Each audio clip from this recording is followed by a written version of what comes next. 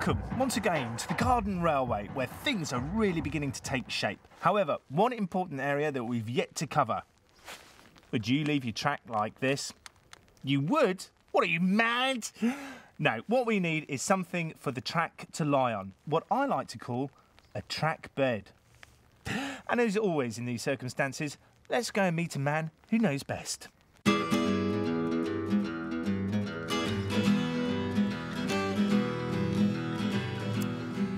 During the course of my research for this programme, and yes, I have been doing some, I've discovered that this is a hobby, some would call it a way of life, that is somewhat dominated by, how can I put it, the elder man. Or, as my lovely missus would say, load of old gits. Still, it's understandable.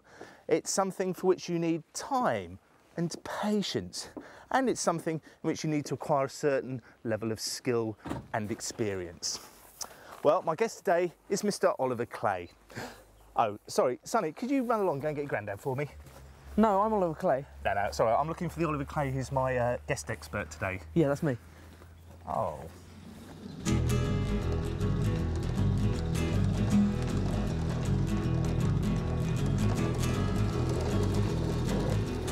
Very, very nice, Oliver. How old are you, by the way? Oh, I'm 16. 16. Well, it's an impressive bit of civil engineering for one so young. What's exactly going on here? Well, for a track bed, you need a very firm foundation. Right. And I've created a concrete base to form this foundation. Yeah. It's above the ground here, isn't it? So have you achieved this shape? Well, I've achieved this shape by using shuttering. Some sections I've used hardboard, and the other sections I've actually used planked wood. Yeah, so this is that here, isn't it? Yeah, that's hardboard. And this is removable once the concrete's set, presumably? Yeah, it's a bit of a job to get it out, but it comes out. What are those wooden stakes there? Oh, the wooden stakes are used to keep the track bed level, and it also helps to secure down the track, because it's easier than drilling into concrete.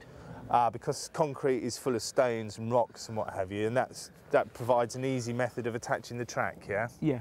Okay, and you've measured along with a spirit level, presumably, to get a nice level surface? Yeah, between each stake, which is about a yard apart, I've used a spirit level to make sure that it doesn't increase in height too much. Cool, you've got a bit of a trench going on here, haven't you? What's going on here, then? This is going to be a tunnel.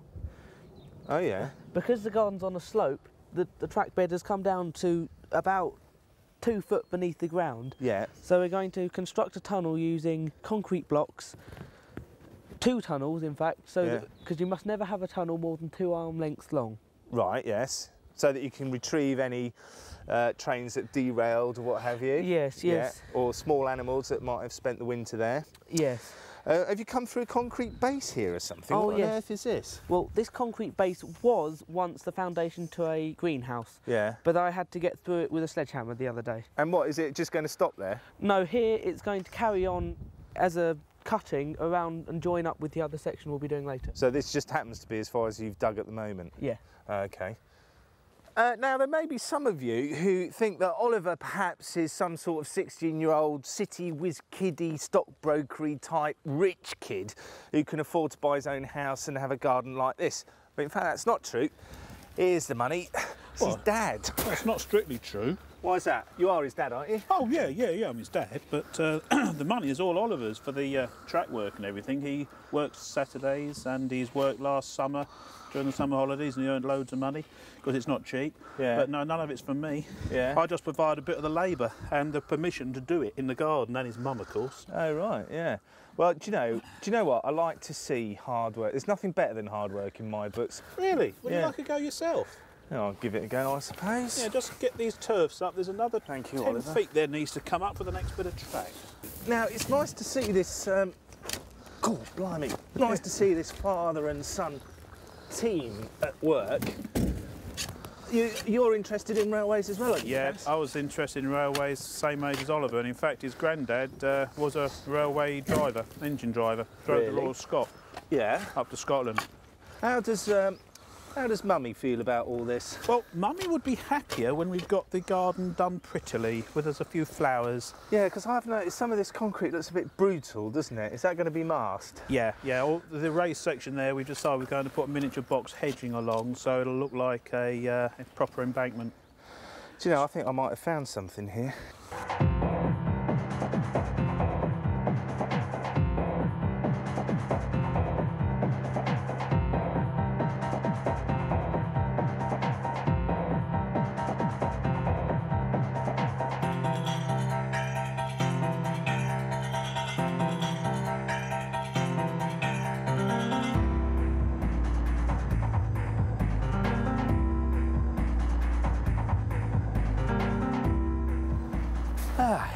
Yep, easy peasy.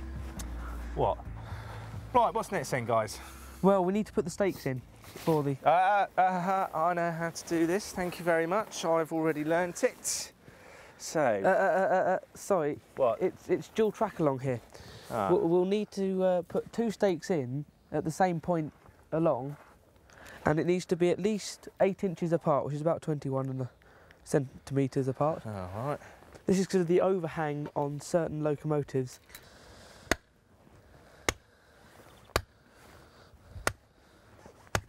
Yeah, God, it's got to go a long way, hasn't it?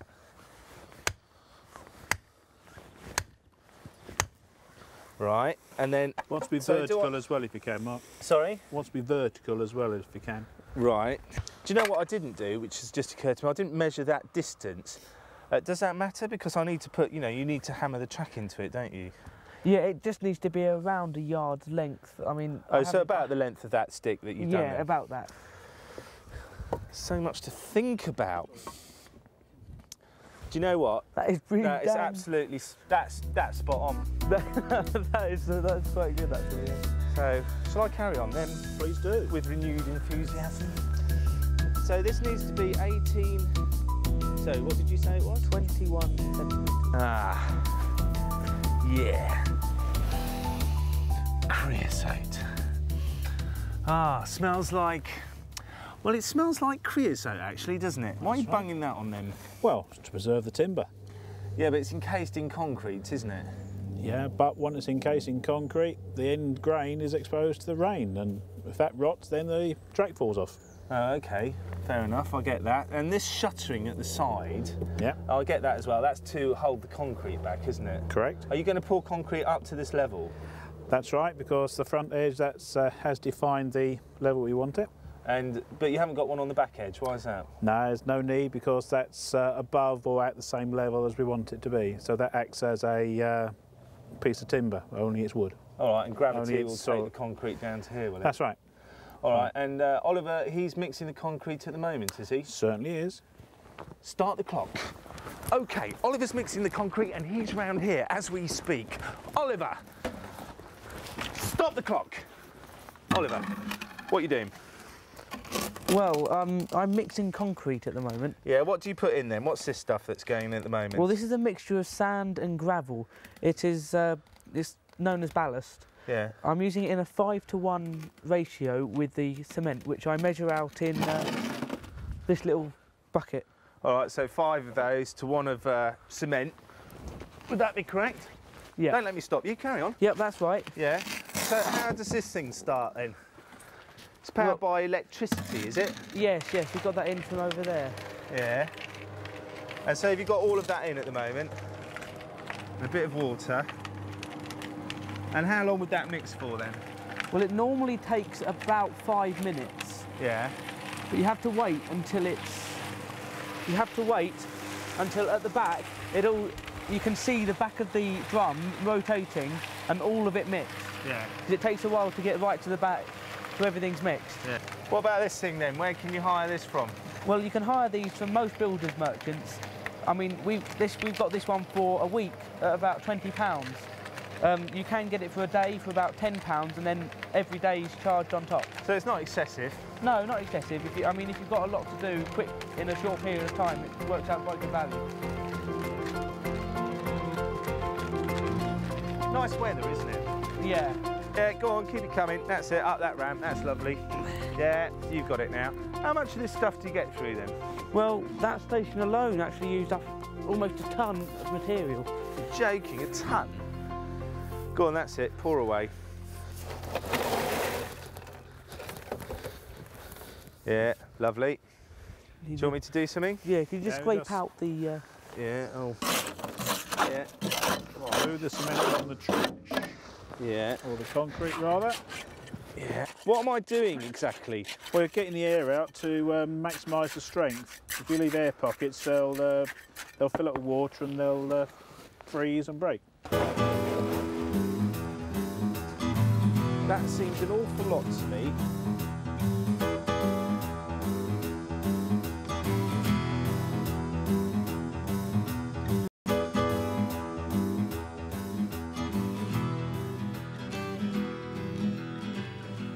Welcome back. And unusually on the programme, I have an idle moment. And that's because I followed young Oliver Clay's example and I've laid a concrete bed. And you can see it here, just nicely setting off. I've put some track on there just to indicate where things are going. Now, you don't have to use concrete. You could just make a mortar mix and that'll make life easier for you should you ever want to change something. And a couple of nice little tips. If you dig a trench, mortar some bricks in lengthways, and nail your track along the top. That's a nice easy way of doing it. And you could put some live yogurt on the bricks and that'll encourage some green growth. And on the green growth note, if you put some peat in your mortar mix, that'll encourage the growth of moss.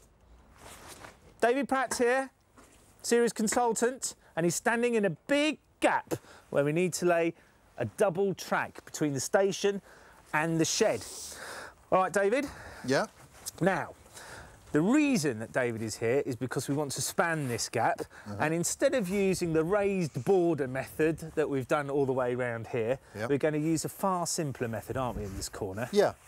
I have a feeling, though, that sticking a track up on posts is a bit like a toy train. Yeah. But a lot of people want to do it that way. It's quick, simple and easy. Yeah, and you can enhance it visually, can't you? You can grow shrubs and plants. That's and what right, have you. yeah. Yeah, you bang the metal sockets into the ground. Yeah. You stick a post in. Yeah. And you put your track on top of the post. OK. The builder left us a lovely plank. Yeah. So why not use it? OK. Well, let's get knocking on that. Why using a big old bit of wood for this? Because you haven't got a sledgehammer. All right, OK. Well, give it some welly then. Right. And while David does that, why don't you have a look at this? Go on, son.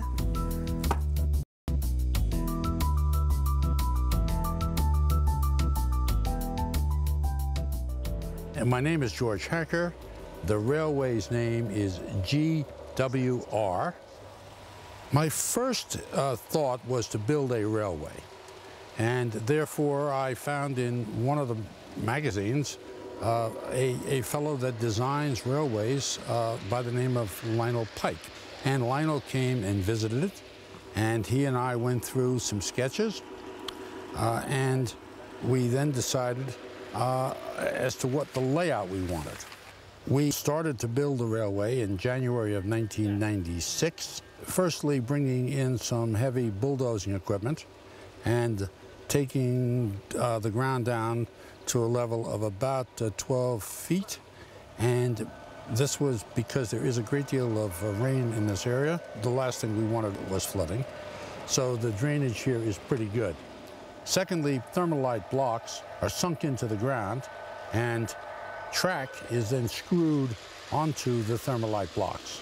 We went to a garden design person, and Jennifer had never done a railway, but it was her that came up with the basic layout, which is to bring the trains out through a desert mountain area, put the lake over where the turning loop is, and back over the viaduct and through the conifer forest and back into the bunker again. The trains live in that bunker. We did have a lady come from London who painted a mural on the door, which shows a train and a tunnel and a few other little bits and pieces. And we're now using a lens system to control the trains.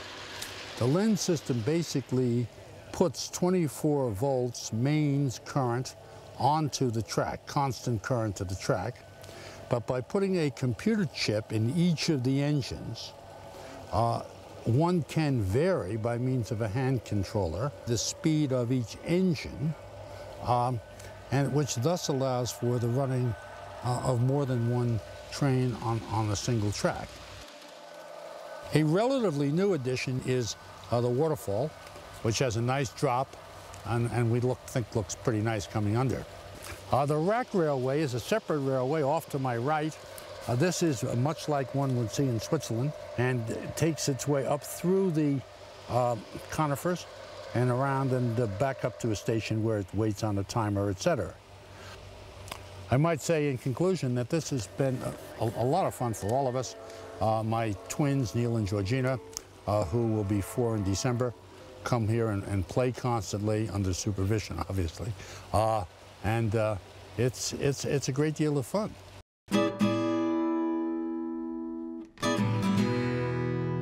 Yeah, it's rubbish. It's rubbish.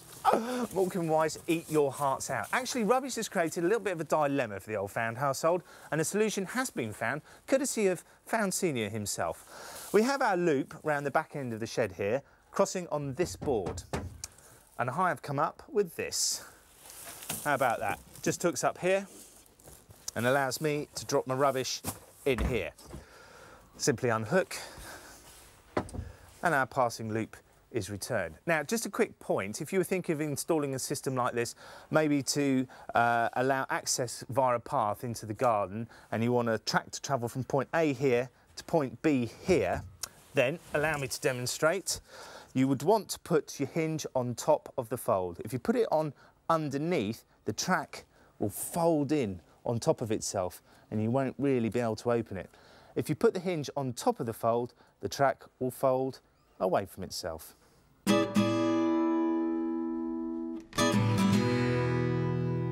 It's a board and it's firmly in place, held by a couple of screws into the post, into the ground. This board should never move. What we're going to do is creosote this board, and we're going to do it in a while because we've still got a couple of gaps to fill in our little puzzle over here in the corner. There's a gap at that end and there's a gap here. And this gap is going to be filled by a curve, and presumably, David, that gives us a tricky old problem. Not if you've got a pen. Well, I've got a pen. There you go. And a piece of string with 2 loops on it. Magic pocket. How long is a piece of string? Look at that. It's about that long. Yeah, that's terrific. OK. You go off over there. OK. Whoa! OK. Just about there will do. Yeah. Now, we need to work out the actual curve we're going to cut in our marine ply. Yeah? Right. Quickest way is bit of string, finger on the ground. Yeah. We move around till we know we're there. Back about 5 inches, I would say. Whoa. Yeah. Over to here. It's got to come to here. Come forward about 5 inches. Yeah, there. Yeah. And we're using marine ply because to your right. Yeah. That's it. And we're using marine ply because it's outdoors, isn't it? And ordinary ply just peel apart, wouldn't Exactly, the glue goes. Now that looks like the kind of curve we need. Right. That's good enough. OK. Now we have to transfer that to the marine ply. OK, so I hold my finger here, do I? You can. No. Go and find yourself a nice hard surface like that garage. Right. To put your finger against. I think this is where my understanding of mathematics all went wrong at school. OK. Right. Put your finger on the wall. Yeah. Like that. That's it. Yeah. There's our pen. We know how long that is. Yes, because the string hasn't changed length. No, and we're going to transfer that to the board. And there we have a perfect line. There and it that's is. our curve. That's the same curve as over there. All right, brilliant. I think I've got that. That presumably is a 2-man job then, David. No, not if you've got a stick and a hammer and you can move the stick around and just keep doing your curve. All right. So the next thing, a little bit of cutting. Yep. I feel as though that's probably my job. I think so too. I'll have that pen back. Thank you, David. I know you and pens.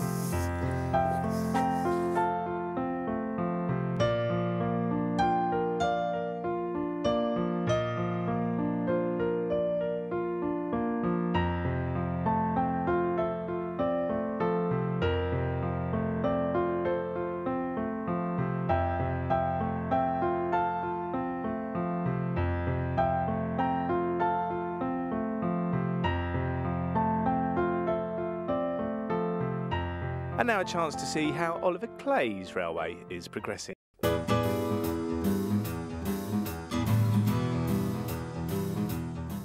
My name is Oliver Clay, and this is the Burden Light Railway, the BLR for short. Well, the plans are to first get the loop completed and then bring in a spur from the outer track into the garage so that I have a dry steaming up area and somewhere to store my wagons and locos. My points on the railway are controlled by the Del Air system using a pneumatic source, which I use a tyre, to control through the valves which are behind the switches to control the points. Also, I've used point rodding to connect 2 points together so that they switch together, because they're always going to be used in conjunction with each other. Well, my engine, I built it up as a kit from a set of machined parts and sheet metal which had been etched. It took me about 2 weeks to build. I then painted it using auto spray paint. Well, the coaches are like a flat pack set of wooden cut-out die sheets, and you just have to assemble them together and paint as you like. My dad and my mum both are interested in the railway, but I think I'm probably the only real fanatic in the family.